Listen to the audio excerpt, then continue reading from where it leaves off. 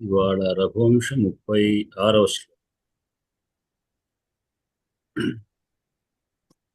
అమం పురః పశ్యసి దేవదారుం పుత్రీకృతోऽసౌ వృషభధ్వజేన యో హేమకుంభస్తననిస్సృతానాం స్కందస్య మాతుః పయసాం రసజ్ఞః. అమం పురః పశ్యసి దేవదారుం పుత్రీకృతోऽసౌ వృషభధ్వజేన యో హేమకుంభస్తన నిస్సృతానాం స్కందస్య మాతుః పయసాం రసజ్ఞః. గంటల వారు చదవండి. అముం పురః పశ్యసి దేవదారుం పుత్రీకృతోऽసౌ వృషభధ్వజేన యో హేమకుంభస్తన నిస్సృతానాం స్కందస్య మాతుః పయసాం రసజ్ఞః.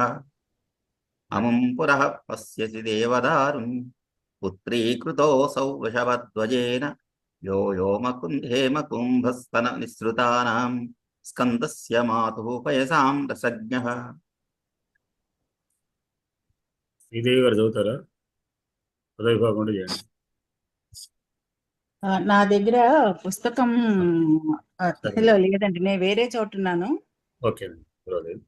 రాజయ్య గారు చదువుతారు. పుస్తకంలో శ్లోకం చదవమంటే చదువుతా ఫోన్ చూసి. చదవండి, శ్లోకం చదవండి, తర్వాత పదవి వాడబడతాను. అదేనండి.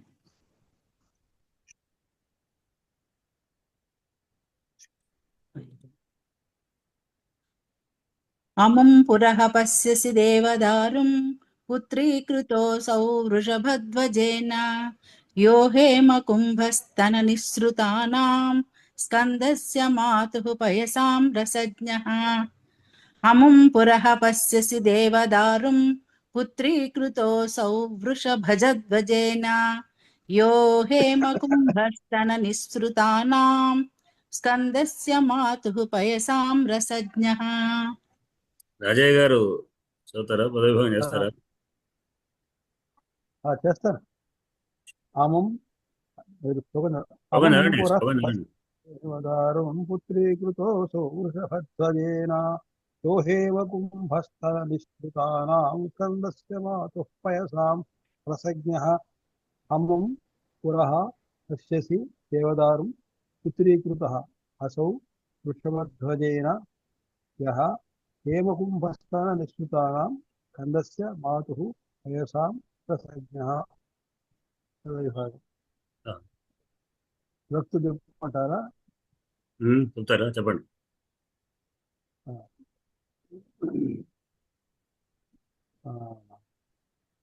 అముం అముం అము అమూన్ అతశబ్ద సకారాంత పుల్లింగ ద్వితీయైకవచనాంత పురః అవ్యయం పశ్యసి క్రియాపదం. దేవదారుం దేవదారు దేవదారు దేవదారూం దేవదారు శబ్ద ఉకారాంత పుల్లింగ ద్వితీయైకవచనాంత. పుత్రీకృతః పుత్రీకృతః పుత్రీకృతౌ పుత్రీకృతాః పుత్రీకృత శబ్ద సకారాంత పుల్లింగ ప్రథమైకవచనాంత. असौ असौ अमु अमी अधशब्दः सकारान्तः पुल्लिङ्गः प्रथमैकवचनान्तः.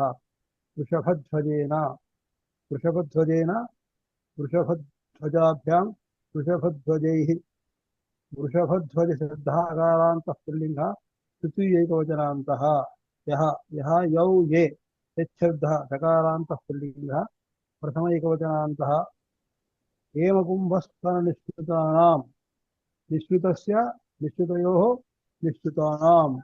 निःसृतशब्दः अकारान्तः नपुंसकलिङ्गः षष्ठी बहुवचनान्तः.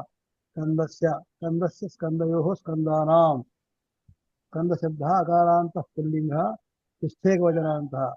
मातुः मातुः मातरोः मातॄणां. मातृशब्दः ऋकारान्तः स्त्रीलिङ्गः षष्ठेकवचनान्तः.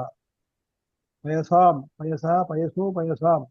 पयशब्दः सकारान्तः नपुंसकलिङ्गः षष्ठी बहुवचनान्तः. रसज्ञः रसज्ञः रसज्ञः रसज्ञौ रसज्ञाः. रसज्ञशब्दः सकारान्तः पुल्लिङ्गः प्रथमैकवचनान्तः.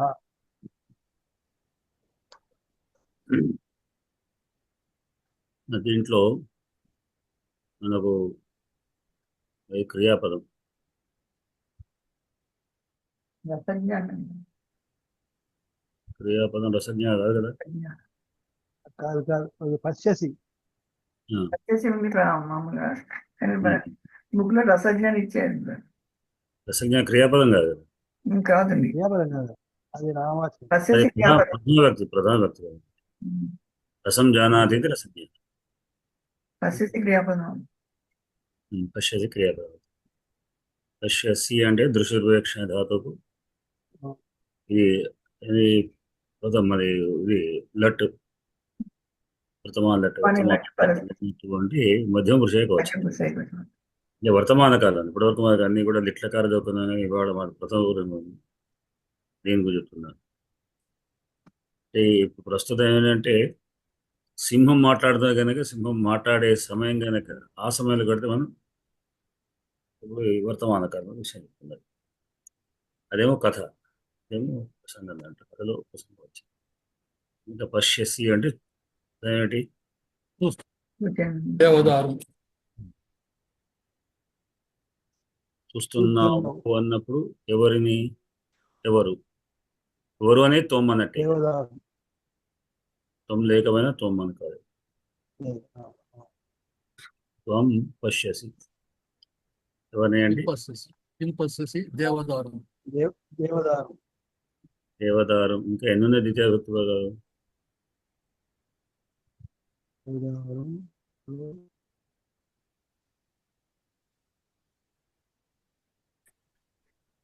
చెప్పండి. హేమకుంభస్తన నిసృతానాం.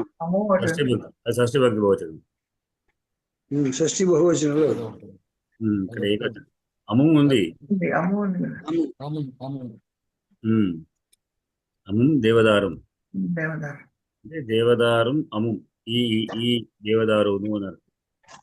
దేవదారు అనే వృక్షం పేరు. ఈ దేవదారును దేవదారు అన్నప్పుడు దీనిని ఈ వృక్షాన్ని పశ్యసి చూస్తున్నావు అంటూ ఏ దేవదారు? యం యహ ఏ దేవదారు అయితే అన్నప్పుడు దానికి మళ్ళీ ఏమనుకున్నాము పుత్రీకృత పదం కూడా ఉంది. పుత్రీకృత నిజానికి శబ్దం అయినప్పటికీ కూడా ప్రతి శబ్దానికి ధాతువు అర్థాన్ని ఇస్తుంది. కృత చేయబడిన వాడు, చేయబడిన వాడు. ఇక్కడ వృక్షం కనుక పుంలింగం, దేవదారు వృక్షం కనుక పుత్రీకృత అసౌ అంటే ఈ ఇతడు అంటే ఈ వృక్షము పుత్రీకృత పుత్రుడుగా చేయబడినాడు. ఎవరి చేత? కృత చేయబడినాడు అంటే ఎవరి చేత వస్తుంది? కర్త తృతీయ వృషభధ్వజ. వృషభము ధ్వజము కలవాడెవరు? అతడు వృషభధ్వజుడు. పరమేశ్వరుడి శివుని చేత ఇతడు పుత్రుడిగా చేయబడినాడు. అంటే ఇంకా ఏమిటి అతనికి విశేషణాలు అంటే ఇంకా అంటే యహ అంటే ఏ వ్యక్తి ఏ వృక్షం గురించి చెప్తున్నాను అంటే ఎట్లాంటిది? మీరు అన్నట్టు రసజ్ఞ, రసమును గ్రహించుతున్నటువంటి వాడు. రసం జానాతి రసజ్ఞ. రసజ్ఞ రసాన్ని తెలుసుకుంటాడు.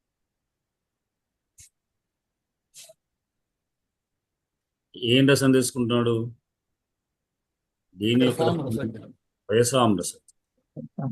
వయస్సు అంటే పాలు. వయస్సు సకారాంత శబ్దం. వయస్సు షష్ఠీ భక్తి బహువచనం. పాల యొక్క అంటే రోజు ఒకరోజు అయితే ఒక పాలు ఏకవచనం పయసాం అన్నట్టు బహువచనం. పయసాం. ఆ పయస్సు ఎట్లాంటిది? ఇంకా షష్ఠీ భక్తి దానికి ఉంది. దానికి బహువచనం ఎటువంటిది అంటే హేమకుంభస్తన నిసృతానాం. నిసృతములు అంటే అయినటువంటివి. శృతములు అంటే వెళ్ళబడి జారబడినవి, ప్రవహించబడినవి, ధారైనటువంటివి. దేని నుండి జారబడినవి అంటే స్తనముల నుండి. ఆ స్తనములు ఎట్లాంటివి? కుంభములు ఉంటాయి. కుంభం అంటే హేమ. బంగారు కుండల వంటి పొదుగుల నుండి జారబడినటువంటి వయస్సు యొక్క రసాన్ని తెలుసుకున్నవాడు ఈ దేవదారు వృక్షం. ఎవరి యొక్క రస ఆ, స్తనములు అంటే మాతు తల్లి. దస్య మాతు. మాతు పుస్తు మాతు అంటే ఎవరి యొక్క మాతు? స్కందస్య. సస్య. స్కందుని మా తల్లి అయిన తల్లి యొక్క స్తనముల నుండి జారబడినటువంటి యొక్క రసాన్ని రోదినటువంటి వాడు, తోలుతూ పెరిగినటువంటి వాడు అన్నమాట. అంటే అందుకొరకే వృషభధ్వజం చేత పుత్రుడుగా చేయబడినటువంటి ఈ వృక్షం. ఈ దేవదారు అనే వృక్షము ఈ వృషభధ్వజం చేత పుత్రంగా చేయబడింది. అందుకని తల్లి అయినటువంటి ఆమె పాలిచ్చింది. తన యొక్క పాలతోని, అంటే చెట్టు కదా వృక్షం కనుక ఎక్కువ పాలు ఉంది కనుక హేమకుంభస్థనం లాంటి స్తమంలో అన్నమాట, కుంభంలో వంటి స్థలంలో ఉన్నటువంటి ఒక పాలు ధారలు, విస్తృతములైన ధారల యొక్క వయస్సు ధారలు వాడి చేత పెరిగినటువంటి వాడు, రసాన్ని గుర్తించినటువంటి వాడు, వాడి ద్వారా పెరిగిన వాడు ఈ దేవదారు వృక్షం అని. దేవదారు వృక్షాన్ని ప్రజలు ఇదిగో అయం అము అన్నాడు. అమ్ము అంటే ఇదిగో చూడు అని ఇక్కడే ఉంది అని అర్థం. తచ్చబ్దం అంటే దూరం, ఇదం శబ్దం, ఏ తచ్చబ్దము, అధశబ్దం, ఇవి ఇతడు అని సమీపంలో చెప్పేటువంటి విషయం. సో ఇలా వృక్ష పుంలింగంగా పుంలింగంలోనే వాడబడ్డాయి. లతా శబ్దాలు స్త్రీలింగాలే ఉంటాయి, వల్లి, లత ఇటువంటివన్నీ కూడా. ఇది వాటి శ్లోకంలో భావం. దీంట్లో ముందుగా మనం వాటి యొక్క విభక్తులు విభక్తులు చెప్పుకున్నాం. సంధులు ఏమున్నాయని చూసుకుంటాం.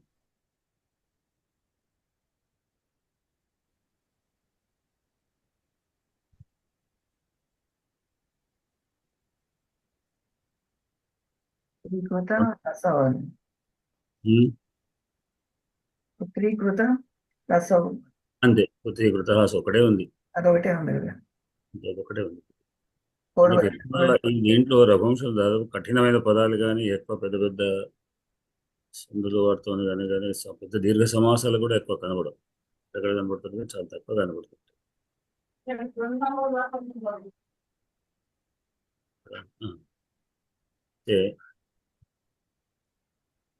విషయం అది. ఆ విషయంలో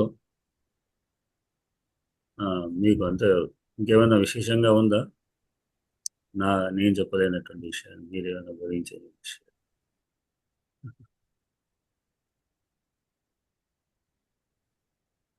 చెప్పండి.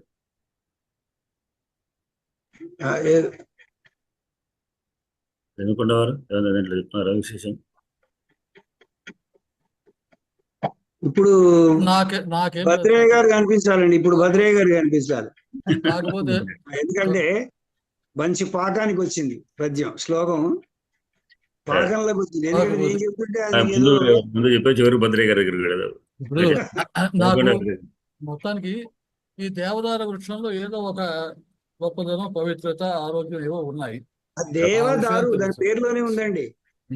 దేవదారు, దారు అంటే వృక్షము, దేవదారు దేవత వృక్షం, దేవతల యొక్క వృక్షము అనేటటువంటి ఆ పేరులోనే కనిపిస్తుంది. పైగా దాని యొక్క విశేషాలన్నీ సింహం చెప్తూనే ఉంది. ఇక మీరు చెప్పండి, ఎందుకంటే నేను మళ్ళీ చెప్తుంటే అర్థం కావడం లేదు. ఎందుకు దాంట్లో విశేషం, ఎందుకు మనం ప్రతి శ్లోకంలో ఇదే కంటిన్యూషన్ వస్తుంది. ఎక్కడ సంతానం గురించే మాట్లాడుతున్నారు, అది అర్థం కావాలి. నేను ఆ విషయాన్ని ప్రతిసారి చెప్తున్నా. మీరు ఇష్టం వచ్చినట్టు చెప్తారులే, మీ సొంత కల్పనలు అని అనుకుంటారు. ఇక్కడ చాలా స్పష్టంగా తెలుస్తుంది. రైట్, దానికి కూడా వారు చెప్పండి. ఇంకా ఏమని నాకైతే అంతవరకు తెలిసింది. దేవదారు వృక్షం బహుశా అది సంతానోత్పత్తి కూడా అది ఏమన్నా ఉపయోగపడుతుందేమో. ఇక్కడ ఒకటే విశేషం అండి, స్కందుణ్ణి పార్వతీదేవి తన స్థానంలో ఆ దేవదారు వృక్షాన్ని కూడా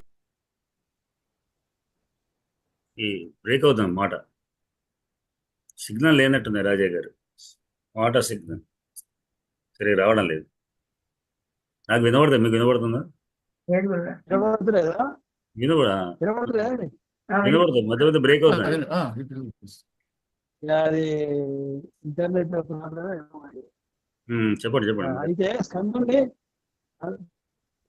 స్కందుణ్ణి తన స్తన్యాల యొక్క స్తనాల యొక్క ఎట్లా పోషించిందో అట్లా దేవదారు వృక్షాన్ని పుత్రీకృతం చేసుకునే ఆ విధంగా పోషించింది అని అర్థం.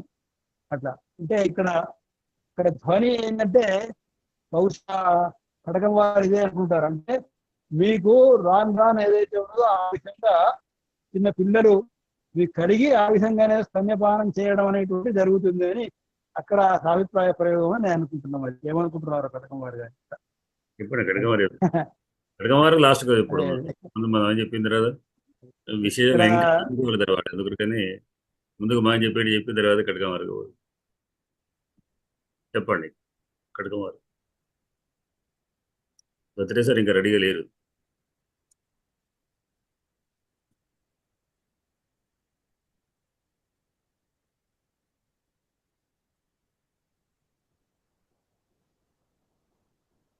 చెప్తున్నారా కడకమారు? మ్యూట్ లో ఉన్నారు. మిక్సీ శబ్దంతో నాకేం అదే ఏదో డిస్టర్బ్ ఉందని మీరు అయ్యా ఇక్కడ చాలా స్పష్టంగా మనకు ఆ సింహం చాలా చక్కగా సూచిస్తుంది. నాకు భద్రయ్య గారు కనపడాలనిపిస్తుంది. వితండవాదానికి ఇక్కడ సరైనటువంటి ఆధారాలు ఇక్కడ మనకు కనిపిస్తున్నాయి. ఎందుకంటే మనము ఏదో కపోల కల్పితాలు కావు. ఇక్కడ చాలా స్పష్టంగా అముం పురః పశ్యసి, నీ ఎదురుగా ఉంది చూడు అంటే ఇక్కడ మనం చూపించడంలో కూడా చూడండి ఒక ప్రత్యేకత. చూపించడంలో నీకు ఎదురుగా ఒక చెట్టు కనిపిస్తుంది చూడు, ఇదిగో ఈ దేవదారు వృక్షాన్ని చూడు నువ్వు అని అక్కడ స్పెషల్ గా అముం పురః పశ్యసి దేవదారుం అనడం పదంలోనే ఉంది అది దేవదారు యొక్క వృక్షం. అంత క్రితం కూడా మనం వృక్షముల గురించి ఎక్కడెక్కడ చెప్పుకుంటూ వస్తున్నామో అవన్నీ కూడా సంతాన వృద్ధికి సంబంధించినటువంటి వృక్షములే. పుత్రీకృత అసౌ వృషభధ్వజేన, ఇక్కడ మళ్ళీ వృషభధ్వజేన అనే పదం వాడిండి చూడండి. వృషభధ్వజేన అనే పదం వాడినప్పుడల్లా వీర్యవంతుడు అని అర్థం వచ్చేట్టుగా ఉంది అని నేను మళ్ళీ చెప్తున్నాను.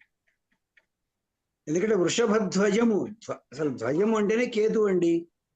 కేతు అంటేనే పుల్లింగం, దానికి తిరుగులేదు. మనం పూర్వం వీధి నాటకాలు తోలు బొమ్మల ఆటలో కేతిగాడు అనే వాడు ఉండేవాడు. మీరు చూసే ఉంటారు తోలు బొమ్మల ఆటలు. వాడు ప్రధానంగా ఆ కేతువుని కలిగి ఉండడమే ఆ పాత్ర యొక్క ధర్మం. అంటే అంత దానికి అది ప్రాధాన్యత. అది ఇక్కడ వృషభధ్వజేన, వృషభాన్ని ధ్వజంగా కలిగినటువంటి వాడైనటువంటి, వృషభం అంటే ధర్మం అని అర్థం ఉంది, వృషభం అంటే వీర్యవంతమైనటువంటి అర్థం ఉంది. అది ధ్వజంగా కలిగినటువంటి శివుడి యొక్క పుత్రీకృత, పుత్రుడు అనలే, పుత్రీకృత. ఎందుకంటే శివుడికి పుత్రులుగా ఎవ్వరిని చెప్పరు. పార్వతికి పుత్రులుగా చెప్తారు కానీ శివుడికి పుత్రులుగా చెప్పరు. ఎందుకంటే అందరూ శివుడికి పుత్రులే. గణపతి పుత్రుడే, స్కందుడు పుత్రుడే అందరూ. కానీ పుత్రీకృత అనడంలోనే ఇక్కడ ఒక వృక్షము ఆ శివుడి యొక్క అంశతో ఉన్నది అని అర్థం. పుత్రీకృత అసౌ వృషభధ్వజేన యో హేమకుంభస్తన నిసృతానాం. ఈ మీరు శివసుత అనే పదము శివునికి నమో వ్రాతపతయే, నమో గణపతే, నమో ప్రమతే, నమస్తే స్థలంబోధే విఘ్నాయ శివసుతాయ శ్రీ వరదమూర్తయే. అంటే శివునికి కుమారుడు అనేటువంటి విషయంలో కూడా ఈ పురాణాల్లో రకరకాల పురాణాల్లో కూడా రకరకాలైనటువంటి కథలు ఉన్నాయి. సరే, మరి విభిన్నమైన కథల కారణం ఏమిటి అంటే ఇవి రకరకాలైనటువంటి యొక్క కల్పాల్లో ఏది మనం చివరికి ఒక నిర్ణయానికి వస్తుంటారు. అంటే వినాయకుడి యొక్క కథ వస్తే వినాయకుడు శివుని యొక్క కేవలం పార్వదేవి మట్టితో చేసిందో లేకుంటే పసుపుతో చేసింది అనేటువంటి ఒక కథ వేరు, ఆ కథ ఉంది. కానీ దానికంటే ప్రసిద్ధం అంటే మట్టితో పసుపుతో చేసినటువంటి లేదా దాంతో చేసినటువంటి ఒక రూపానికి ఇచ్చి మళ్ళీ తర్వాత పరమేశ్వరునితో పొట్టాడడం, తల తీసి పెట్టడం, ఏనుగు తల పెట్టడం అనేటువంటి కథ శివపురాణం అంతర్గతంగా అనుకుంటాం. కానీ మిగిలినటువంటి పురాణ, గణపతి పురాణం ఇలాంటి పురాణాలు ఉన్నాయి, బ్రహ్మపురాణం. వాటిలో ఏంటంటే పార్వతీ పరమేశ్వరుల కుమారుడే గణపతి, అదొకటి. అందులో గజముఖంగా పుట్టాడు అని చెప్పే పురాణాలు ఉన్నాయి. అంటే పుట్టుకనే ఆమె గర్భం ధరించి గజముఖంగా పుట్టాడని. తర్వాత ఇంకొక పురాణం ఏం చెప్తుందంటే ఆ లింగ పురాణం దాంట్లో ఏమిటంటే లింగ పురాణం ఈ తొట్ల వేడ ఉంది. పిల్లవాడిని ఆ సమయంలో అంటే మామూలు బాలుడు పుట్టిన తర్వాత పెద్ద ఉత్సవం చేస్తే ఆ ఉత్సవంలో కూడా అందరూ వస్తే దేవతలందరూ వచ్చినప్పుడు అందరూ వచ్చి ఉన్నటువంటి డోలోత్సవం దాంట్లో ఉయ్యాలు వేయడం, దాంట్లో అందరూ వచ్చి ఆశ్రయించి వెళ్ళిపోతూ ఉంటే శని మాత్రం దూరంగా ఉంటాడు, దగ్గర రాడు. పార్వదేవి కోపం ఇస్తుంది, ఎందుకు నువ్వు దగ్గర రావు, నా పిల్లవాడిని చూడడానికి ఇష్టం లేదా అని కోపం. లేదు నేను చూడను అంటాడు. ఆమె నేను శాపం పెడతానంటే కాదు అని చెప్పి చివరికి ఆయన వచ్చి చూసి చేయబెట్టేలోపడే తల ఎగిరిపోతుంది. మళ్ళీ అప్పుడే చివరికి ఏనుగు ముఖం తీసుకెళ్ళి పెట్టినట్టుగా ఆ కథ వేరు. అంటే శివసుత అనే పదానికి పార్వతీ పరమేశ్వర కుమారుడు అనేటువంటి అర్థం, అట్లానే కుమారస్వామి విషయంలో కూడా అటువంటి అర్థాలతో ఉన్నటువంటివి ఉన్నాయి. కుమారస్వామి ప్రత్యేకంగా ఆయన రాసినటువంటి దాంట్లోనేమో సరిగ్గా పెరిగినటువంటి కథ అంతా ఉండేది. కనుక మీరు అనే ఒక మాట ఏంటంటే ఎవరు శివసూత్రుడు కాదు అన్నప్పుడు విషయాన్ని చెప్తున్నాను. అట్లా అందరూ ఆయన స్థుతులే అన్నాను నేను. అందరూ మీరు అన్నట్టు దేవదారు వృక్షం పుత్రీకృత అంటే పుత్రీకృత అని అపుత్రుడిని పుత్రుడు అయ్యాడు. ఈ కృతాపదం ఏం చేస్తుందంటే పైది కాంద్యం చేయడం. అది నేను చెప్పడం, నా ఉద్దేశం కూడా అదేనయ్యా. పుత్రుడు కాని దాన్ని పుత్రీకృతంగా చెప్పడం అనేటటువంటి, అందుకోసం దేవదారు వృక్షం అని చెప్పడం. ఇక్కడ ఒక్కొక్క విషయం ఏంటంటే అయ్యా, మామూలుగా భౌతికంగా మనం ఆలోచిస్తే పార్వతీదేవి తన యొక్క నలుగు పిండితోటి వినాయకుడిని తయారు చేసింది అని అంటే భౌతికంగా భూస్వరూపంగా తయారైనటువంటి వాడు. అతనికి పరమాత్మ తెలియదు, పరమాత్మ అనేవాడు తెలియదు. ఇది ఎంతవరకు తెలుసు అంటే, ఇప్పుడు మన దగ్గర ఉండేటటువంటి భౌతికవాదులు ఉంటారు కదా, దేవుడు లేడు, దేవుడు ఎక్కడ ఉన్నాడయా, మనం కష్టపడుతున్నాం, మన పంట, మన శక్తి, అంటే మన అనేటటువంటి ఈ స్వభావం కలిగినటువంటి భౌతికవాదమే ఉన్నటువంటి వాడు మొట్టమొదటిగా ఉన్నటువంటి పుత్రుడు, పార్వతీ పుత్రుడు.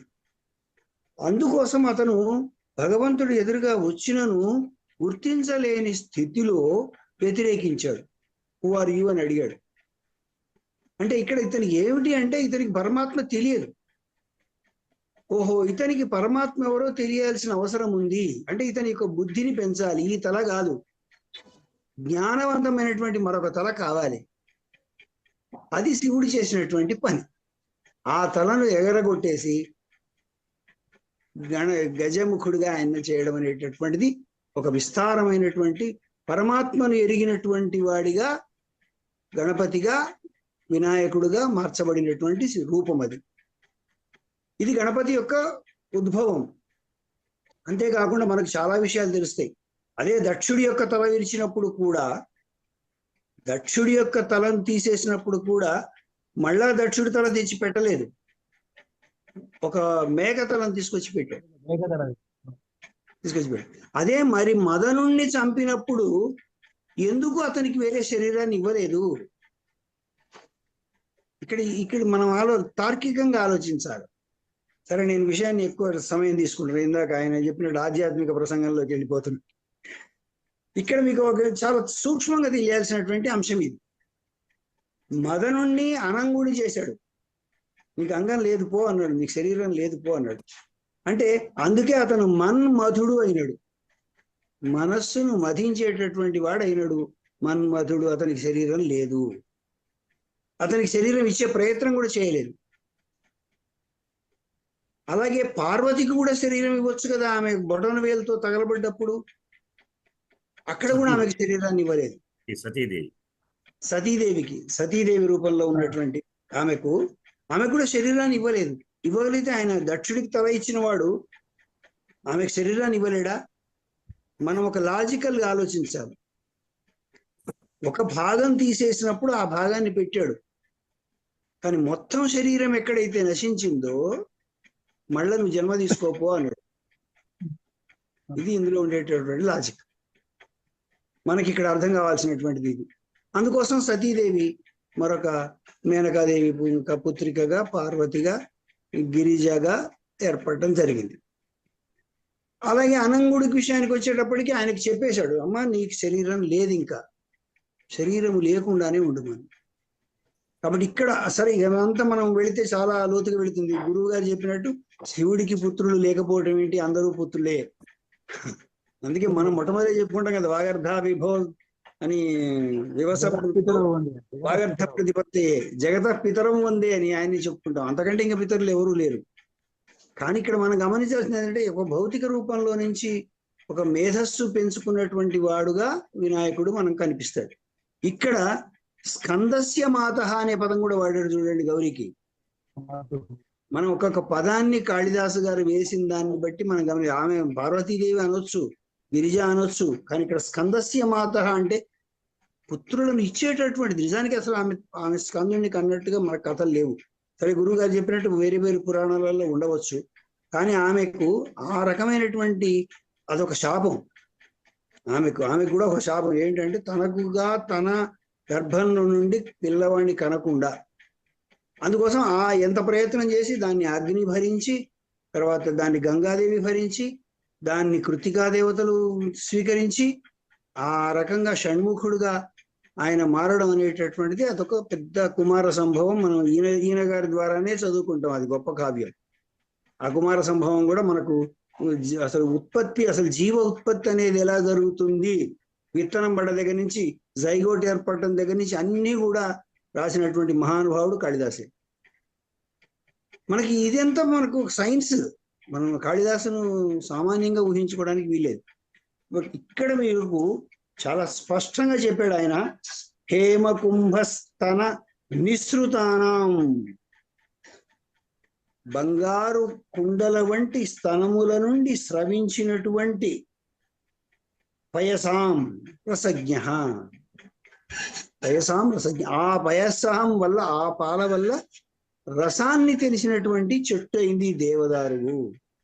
అంత గొప్ప చెట్టు నీకు కనిపిస్తుంది చూడు అని చెప్పడం ఇక్కడ ముఖ్య ఉద్దేశం. కాబట్టి ఇంకా ఏమిటి విశేషం అంటే, ఆమె స్కందస్య మాతు, ఆమె పిల్లల తల్లి. ఆయన ఇతన్ని కొడుకులాగా చూసుకున్నాడు. చూడండి ఇక్కడ తేడా.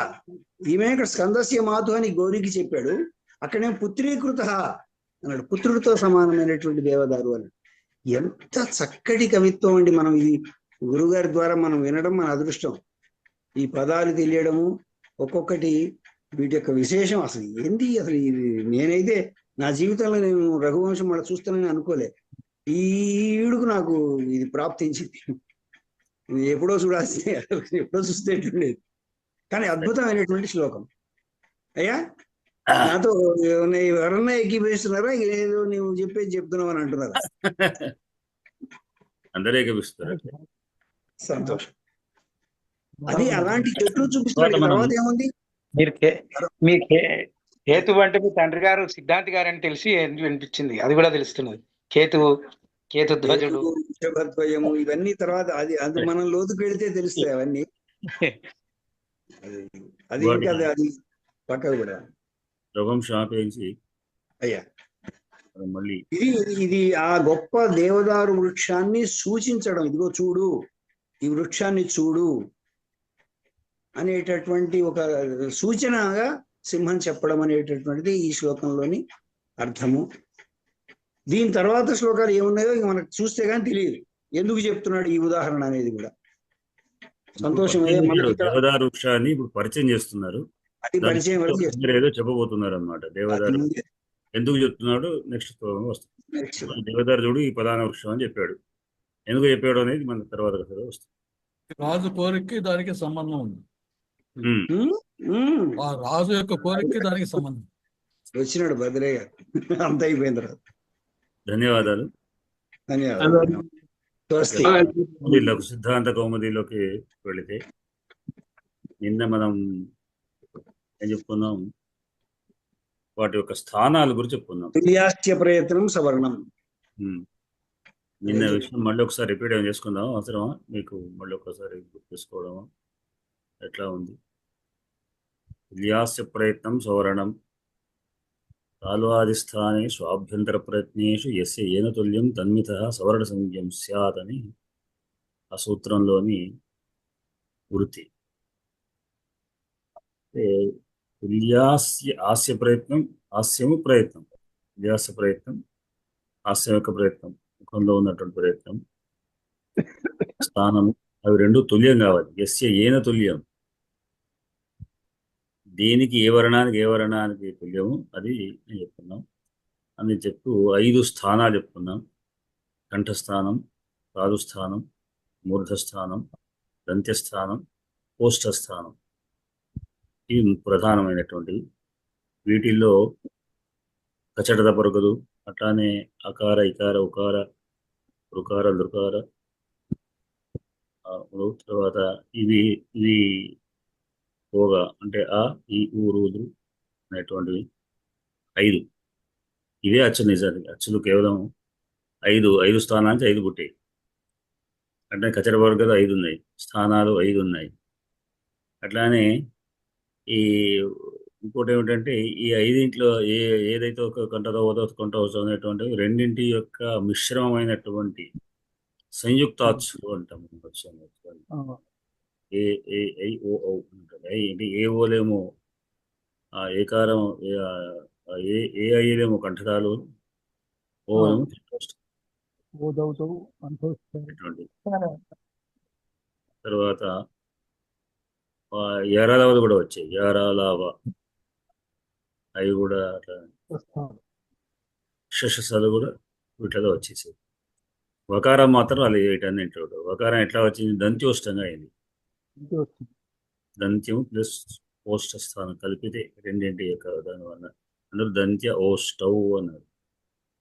దంత్యము ఓష్ట స్థానం కలిపి. ఇంకా ప్రమాదం ఏమిటంటే కచడత పరుగు స్పర్శలని పేర్లు. అచ్చుల వరకేమో అవి ఏమిటి? అచ్చులు, స్వరములు. కేవలం అకారము కేవలం ఏం సంబంధం లేకుండా వస్తుంది. ఆ, ఈ, ఊరు, అచ్చు, హల్లు, స్పర్శలు ఇవి కచడత వర్గాలు 25 వర్ణాలు కూడా అవేమిటి? స్పర్శలు. వాటికి స్పర్శలు అంటే ఎక్కడో ఆ స్థానంలో టచ్ జరుగుతుంటుంది. కా కా కా అక్కడ అంటే స్థానము, దానివల్ల వాటి యొక్క స్థానం నిర్దేశించే స్థానంలో కూడా స్పృశించడం జరుగుతుంది. మొత్తం 25 వర్ణాలు కూడా.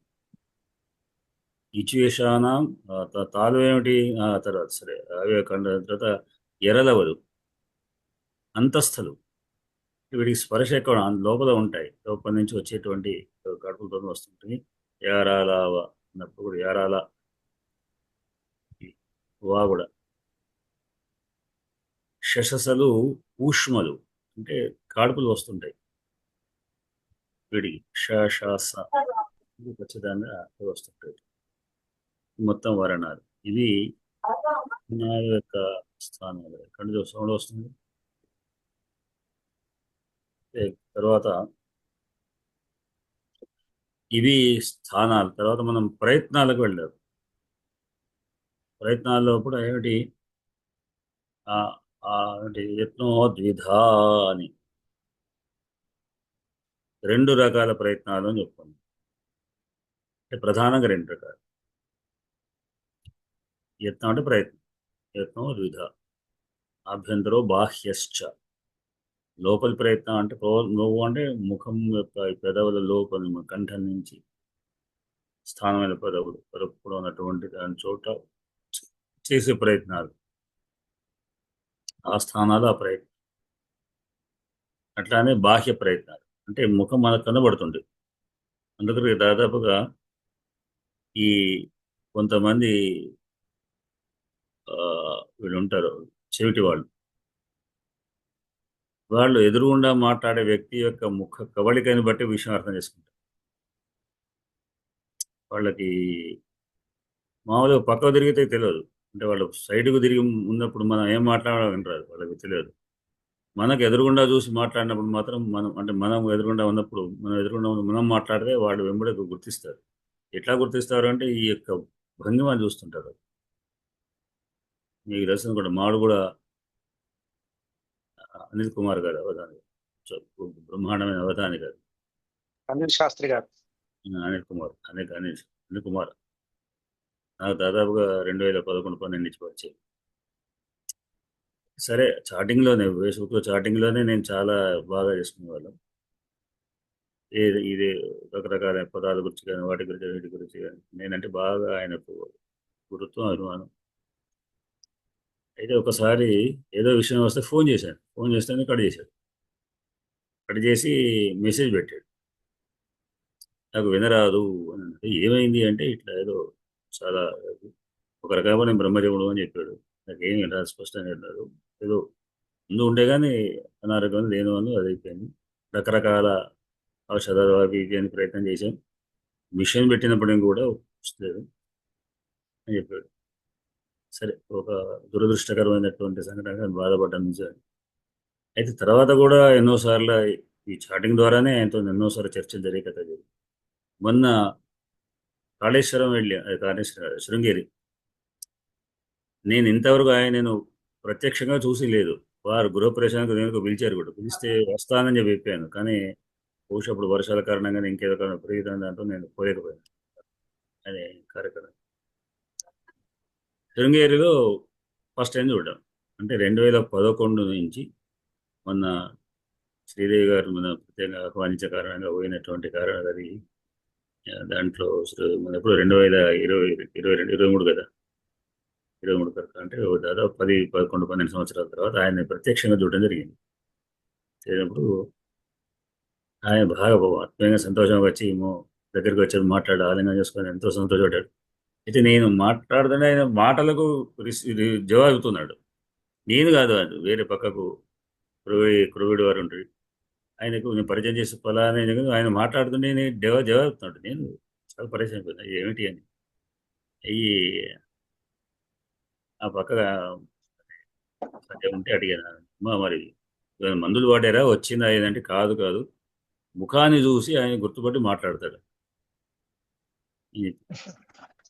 స్పష్టంగా అంటే నేను మరి ఆయన పెద్ద గొంతెత్తి కోవిడ్ గారే చెప్పలేదు. నేను మామూలుగా ఆయనకు పరిచయం చేశాను, కోవిడ్ గారికి, వీరేంద్ర కుమార్ గారు అది అని పరిచయం. మాకు తెలిసిన పేరు విన్నాను, చూసాం, అది ఇది అని ఏదో మాట్లాడుతున్నాడు. మాట్లాడడానికి ఇది జవాబు చెప్తున్నాడు. అంటే ఈ ముఖ కవళికలు అనేది మనకు ఏర్పడదు. మనకు ధ్వని వింటాం కనుక వాటి మీద మనకు దృష్టి ఉండదు. కానీ వాళ్ళు గుర్తిస్తున్నారు. గుర్తించి ఈ ముఖంలో మనం ఏ పదాన్ని ఎట్లా పలుకుతామని. మాకు ధర్మపూర్లో కూడా ఒక ఆయన ఉన్నాడు, దేవాలయంలో పనిచేస్తుంటాడు. ముఖంలో చూసి మాట్లాడుతాడు, ఎదురుకుండా మాట్లాడితే అవుతుంటాడు, సరిగ్గా ఉండదు. కనుక ఈ ప్రయత్నాలు అనేటువంటి ఆభ్యంతర ప్రయత్నం అనేటువంటిది అది మనటువంటి నోరు తెరవడం కానీ పెదవులు చేయడం అనేటువంటి ఈ ప్రయత్నాలు, ఈ మొత్తం ఇవి రెండు రకాల ప్రయత్నం, ఆభ్యంతర ప్రయత్నం, బాహ్య ప్రయత్నం. దీంట్లో మళ్ళీ బాహ్య ప్రయత్నస్తు ఏమిటి, బాహ్య ప్రయత్నస్తు ఏకాదశధ. బాహ్య ప్రయత్నం అభ్యంతరం బాహ్యశ. ఈ స్పృష్టేష వృత్తి సంవృత భేదాదని ఆభ్యంతర ప్రయత్నం. బాహ్య ప్రయత్నం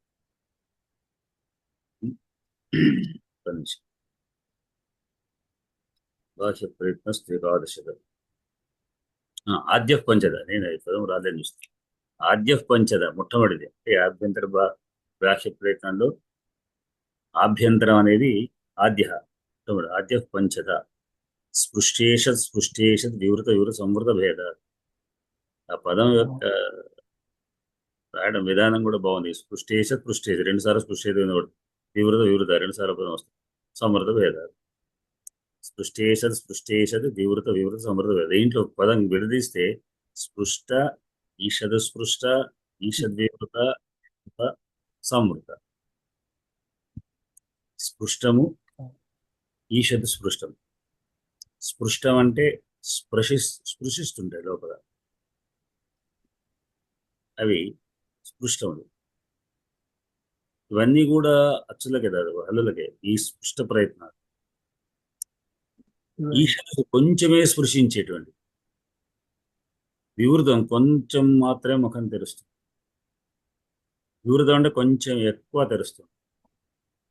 సంవృతం అంటే ముఖాన్ని నోటిని ఒక రకమైనటువంటి యాంగిల్గా తింపుతుంటాయి. ఇది ఎక్కువ లేదు, ఒక్క అకారానికి మాత్రం అన్ని కొన్ని చోట్ల మాత్రమే అన్నారు.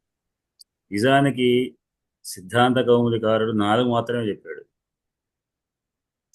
లఘు సిద్ధాంతకం దీన్ని కూడా ఇది కూడా ఉంది అని ఆయన చెప్పాడు 5వ దాన్ని. ఇలా స్పృష్ట ప్రయత్నం ఏది అంటే దీంట్లో ఏం వస్తుంది అంటే చెప్పండి.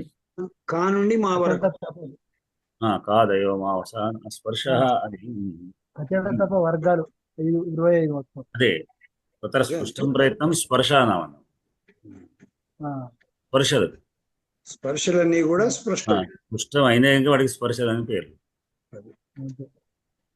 అంటే చక్కగా స్పష్టంగా మనకు ఏర్పడుతుంది. అన్నప్పుడు ఖచ్చితంగా పైన కింద రెండింటి యొక్క తాకిడి జరుగుతుంది. పృష్ఠాలు అని పేరు. అందుకరికి వాటికి స్పర్శలు. అంటే మనకు కచడద వరకులు 25 అయిపోయినాయి. దాని తర్వాత మళ్ళీ ఈషదు స్పృష్టం అంతస్తు యారాలావ, వీటికి అంతస్తులు అని పేరు. అంటే మన హల్లులకు మాత్రం ఇవన్నీ కూడా హల్లులు అక్కడి నుంచి ఇక్కడ దాకా వచ్చింది యారాలావ అనేది. తర్వాత వివృతం ఈషద్ వివృతం. ఈషద్ అనేది ఊష్మలకు. ఊష్మలు అంటే ఈషద్ విరుసం ఊష్మణ అంటే శేషసలు ఊష్మలు అంటారు. శేషాస అనేటువంటి చెప్పినప్పుడు హా కాదు, శేషసలు. తర్వాత హా కూడా షెల్ అన్నట్టు. షెల్ అంటే పుష్పలు అంటే షెల్ అంటే శశసర వరకు, శశసర హా వరకు షెల్. తర్వాత ఈషత్ వివృతం. ఇప్పటి వరకు చెప్పిన అన్ని కూడా హల్లులు అయిపోయినాయి. మన కా నుంచి హా వరకు చెప్పుకున్నాం, అయిపోయినాయి. 3 భాగాలు చేసుకున్నాం. ఏమిటి? స్పర్శలు స్పృష్టము, ఈషదు స్పృష్టము, ఈషద్ వివృతము. వచ్చిన వివృతం మాత్రం స్వరాణం అన్నాం. అంటే అచ్చులో ముఖం తెరుచుకుంటాం. వీటికి అంటే ఈ కేవలం అచ్చులు లేకుండా ఉన్న వ్యంజనాలు హల్లులు పలికేటప్పుడు మనం నోరు తెరవాల్సిన అవసరం లేదు పెద్దగా. వివృతం ఈషద్ వివృతమే, ఎందుకంటే గాడు బయటకు రావాలి కనుక.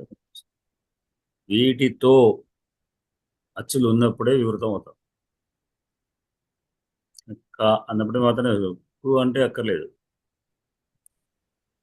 ఇంకా స్పష్టంగా ఉంటాయి. మామూలుగా ఉంటే కు గోజు చూడు అనేటువంటి విధంగా ఉంటాయి. వీటికి కూడా మనం నోరుని విప్పాల్సిన అవసరం లేదు. శుశ్రుసరు అన్నప్పుడు మాత్రం శుశుసు అన్నప్పుడు మాత్రం కొంచెం చెప్తాం. శుశుసు అని హక్కు లేదు.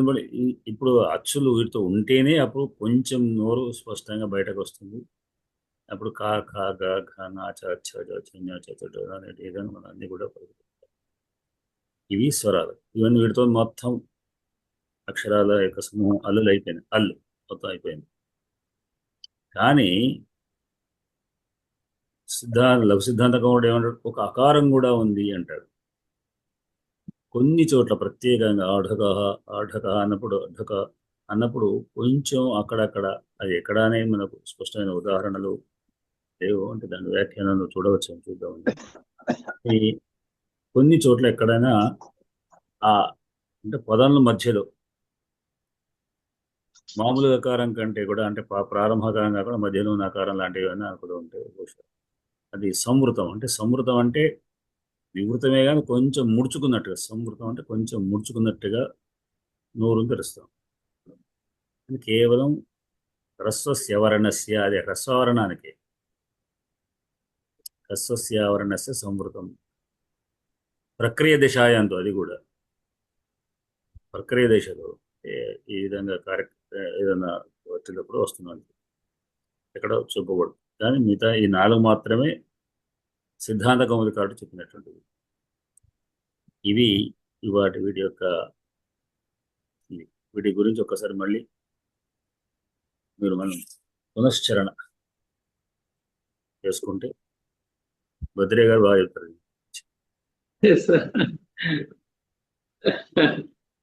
ఏం చెప్పమంటారు సార్?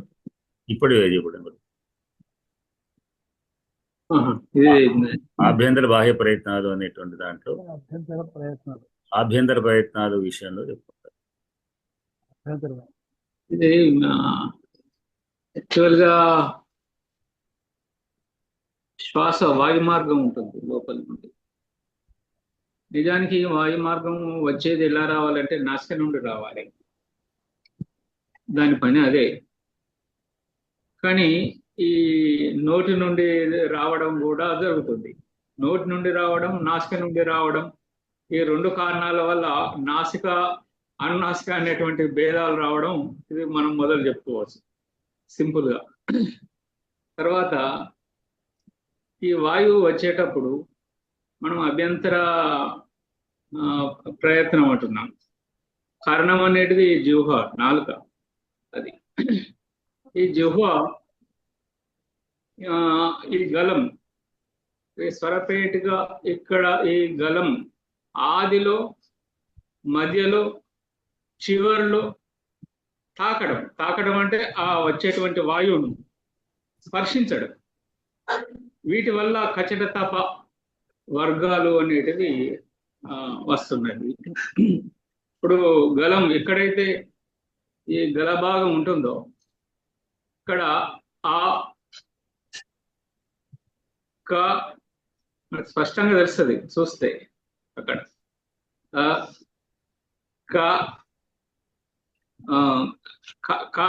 ఆ వస్తుంది, కాల్కు స్పర్శ తెలుస్తుంది, ఆకు తెలుస్తలేదు, కాకు స్పర్శ తెలుస్తుంది. ఆ క అన్నప్పుడు ఆ జీవం యొక్క ఆది భాగం మొదట్లో కొద్దిగా స్పర్శించడం జరుగుతుంది. అది కారణం. అది అలానే ఇప్పుడు చవర్గం ఉన్నది, ఇది జిహ్వ యొక్క మధ్య భాగం.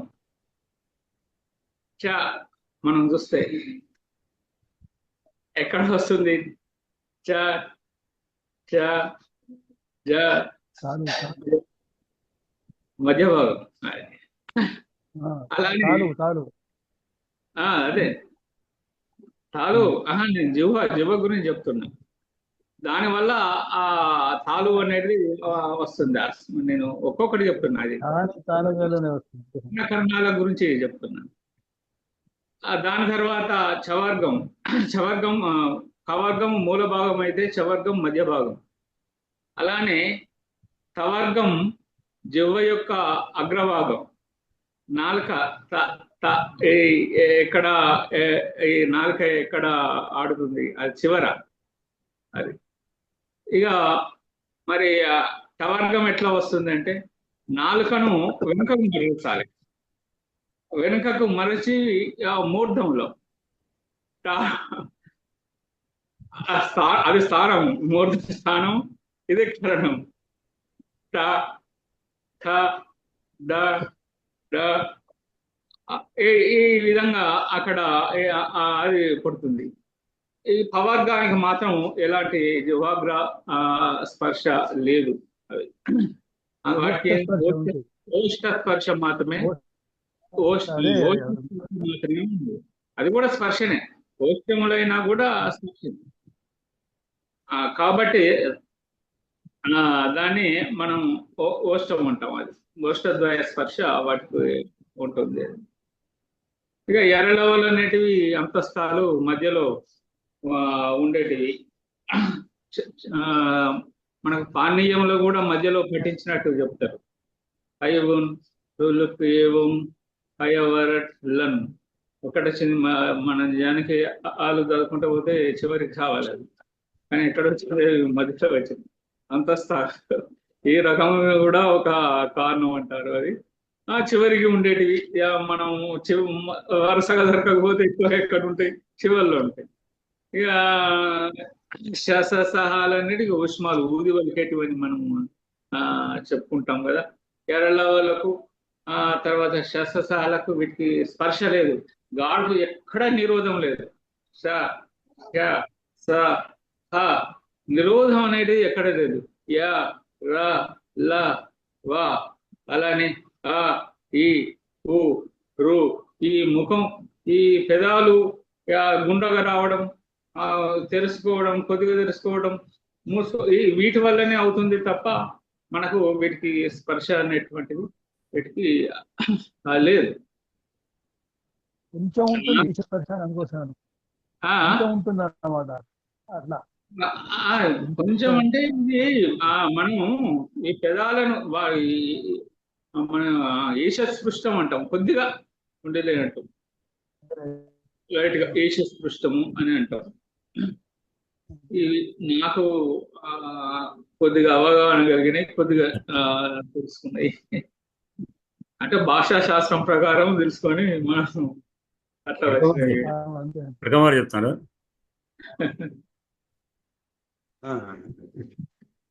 సమయాన్ని బట్టి ఇంకా ఎక్కువ చేసాము, కొద్ది సమయంలో తొందరగా.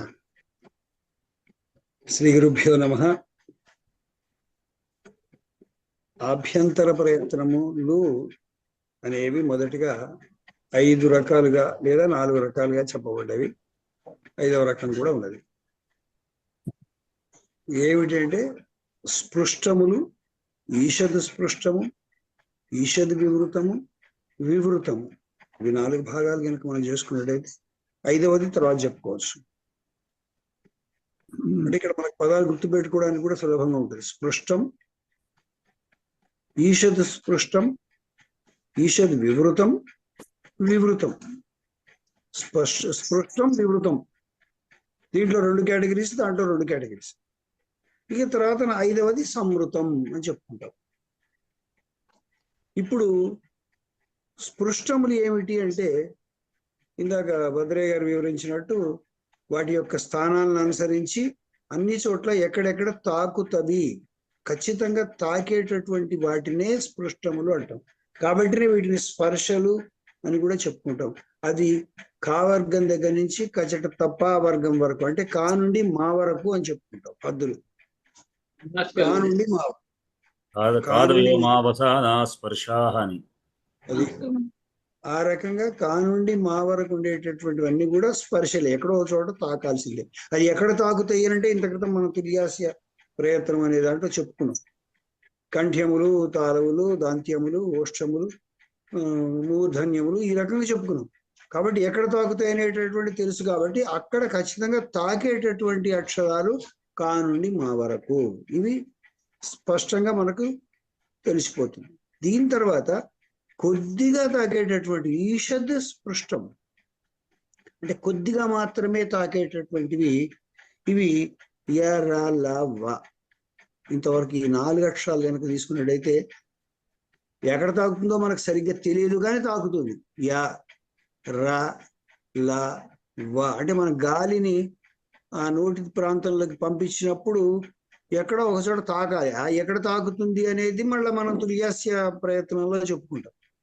కాబట్టి య ర ల వ అనేటటువంటి సూత్రము ఇదంతా కూడా సూత్రం తుల్యాస ప్రయత్నం కిందవే. అంతే, తుల్యాస ప్రయత్నమే సూత్రం. ఎట్లయింది దాంట్లో సెక్షన్ వైజ్ గా చెప్పుకుంటుంది మనం, సెక్షన్ వైజ్ ఇది. కాబట్టి మీరు చెప్పినటువంటిది ఏమిటి, స్థానాల్లో చెప్పుకుందాం. ఆ స్థానాలు ఏ స్థానం ఎక్కడ పుట్టిన స్థానాలు చెప్పుకుందాం. ఉత్పత్తి స్థానాల్లో మీరు అన్నట్టుగా ఉత్పత్తి స్థానాలను బట్టి కూడా మనకు యారాలవ అనేటటువంటి ఈషద్ స్పష్టంగా ఉంటాయి. తర్వాత ఈషద్ వివృతం. ఇక్కడ వివృతం చెప్పకుండా మనం ఈషద్ వివృతం చెప్పుకుంటున్నాం. అంటే కొద్దిగా నోరు తెరుచుకొని మాట్లాడేటటువంటివి. ఇవి శశసహ అనేటటువంటి వాటిని చెప్పుకుంటాం. ఈ శశసహాలు కాస్త నోరు తెరుచుకోకుండా, గాలి బయటకు రాకుండా ష స స అనేవి రావు. నేను నోరు మూసుకొని చెప్తాను అంటే చెప్పలేము దాన్ని, లేదా మొత్తం నోరు తెరిచి కూడా చెప్పలేము. ఇక దీని తర్వాత మిగిలినవి అచ్చులు.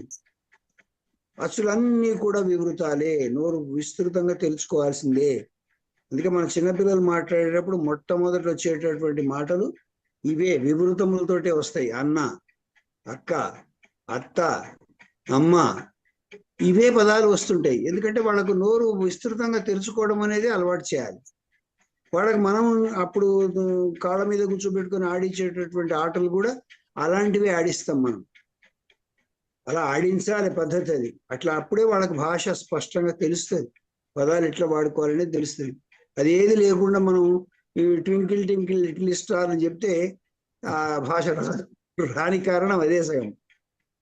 సెల్ ఫోన్ చేతిలో పెడుతున్నారు అంతే. సెల్ ఫోన్ పిల్లల చేతిలో పెడితే వాటి మాట వాళ్ళతోటి చప్పట్లు కొట్టించేటటువంటిది మనం చాలా చక్కగా చేపిస్తాం. తారంగం తారంగం తాండవ కృష్ణ తారంగం, ఇది నేర్పనటువంటి తల్లి లేదు అప్పట్లో. కానీ ఇప్పుడు వాళ్ళకి తల్లికి రాదు. అంటే వాళ్ళతోటి అభినయము, గురువు గారు చెప్పినట్టు బాహ్య ప్రయత్నం, అంతర ప్రయత్నం రెండు చేయించగలిగినటువంటి పద్ధతులు మన వాళ్ళు నేర్పినారు. అది అంతరించిపోతున్నది, మనం దాన్ని కాపాడాల్సిన అవసరం మనకుంది. ఇవన్నీ వివృతములు. ఇక తర్వాత సంవృతము అని అంటే ఇందాక గురువు గారు చెప్పినట్టు మిమిక్రీ ఆర్టిస్టులు ఉపయోగించేవి అన్ని సంవృతంలోకి వస్తాయి. వాళ్ళు నోరు మూసుకొనే ఉంటారు, శబ్దాలు వినిపిస్తుంటాయి. అది దానికి ఉదాహరణ ఏం చెప్పారండి సంవృతంకు? ఆఢకహ అన్నారు. ఆడకలో అకారం మొదటి అకారం మామూలుగా అంటాం, ఢకారంతో తర్వాత అకారం మాత్రం వచ్చేసరికి తేడా వస్తుంది. ఆ ఢకహ అన్నప్పుడు చూడండి, ఒక్క అకారంగా మాత్రమే సంవృతం. సంవృతం అది సంవృతం యొక్క ప్రయోగం అనేటటువంటి దాన్ని కాస్త హ్రస్వంగా పలకడాన్ని, కొన్ని చోట్ల మాత్రమే. దానికి మీరు చెప్పినటువంటి సూత్రం ఏమిటంటే నేను రాసుకున్నది హ్రస్వస్య వర్ణస్య ప్రక్రియ దశానాం అవర్ణస్య హ్రస్వస్యావర్ణస్య అవర్ణస్య అన్నట్టు వర్ణస్య అవర్ణ హ్రస్యస్య హ్రస్వస్యావర్ణస్య. సరే, దీర్ఘం పెట్టుకోవాలి లేదా ఆ రాసుకుంటే సరే. అంటే హ్రస్వస్య అవర్ణస్య అనమాట. అవర్ణానికి హ్రస్వమైన అవర్ణానికి హ్రస్యస్య వర్ణస్య ప్రక్రియ దశానాం సంవృతం. ప్రక్రియ దశాయాందు సంవృతం. ప్రక్రియ దశ విరుద్ధం. హ్రస్వస్యావరణస్య అంతే. హ్రస్వయావరణానికి కొన్ని చోట్ల అవుతుంది. మామూలుగా మాట్లాడేటప్పుడు మామూలుగా ఉండదు వివృతం అన్నట్టు వస్తుంది. వివృతం అన్నింటికి ఉంటాయి, కేవలం హ్రస్వకారం మాత్రమే అని కొన్ని ప్రయోగాలు. అంటే మనం దాంట్లో పదంలో కూడా మొదటి అకారం కంటే ఇప్పుడు ఆడకాలో ఆ మామూలుగా అంటున్నాం, కానీ మధ్యలో వచ్చేటువంటిది మాత్రం కొంచెం మనం పలికేటువంటి చోట తేడా వస్తుంది అని సూక్ష్మంగా మనం గుర్తించలేము, అంత స్పష్టంగా ఉంటుంది అని. ఇంతవరకు అభ్యంతర ప్రయత్నాలు అయిపోయినాయి. తర్వాత నెక్స్ట్ క్లాస్ లో మనం బాహ్య ప్రయత్నాల గురించి చెప్తాం. ఇంకా ఏమైనా మీకు అనుమానాలు చెప్పాల్సిన ఉన్నాయి? సోమవారం దాకా సెలవు. ఎప్పుడు సెలవు అని ఆలోచిస్తున్నావు? తాటికొండ అసలు ఏం పాల్గొనడం లేదు. తాటికొండ ఇప్పుడు చెప్తారు. తాటికొండ చెప్పండి, ఇప్పుడు పాట గురించి చెప్పండి. తాటికొండ శివకుమార్ గారు ఇప్పుడు జగన్ పాటలో ఏ విషయం? కొంత సమయం పడుతుంది.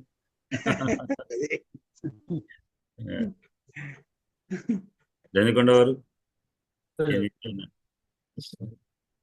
అనుమానాలు కానీ లేకుంటే విశ్లేషణ కానీ? లేదు సార్.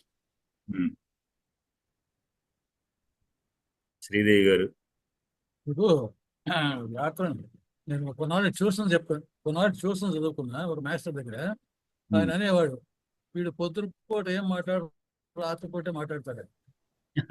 పొద్దునపూట లెక్కల క్లాస్ ఉండేది, సాయంత్రం ఏమో ఇంగ్లీషు తెలుగు. కాబట్టి శ్లోకం దగ్గర మాట్లాడతా కానీ వ్యాకరణం దగ్గర తక్కువ.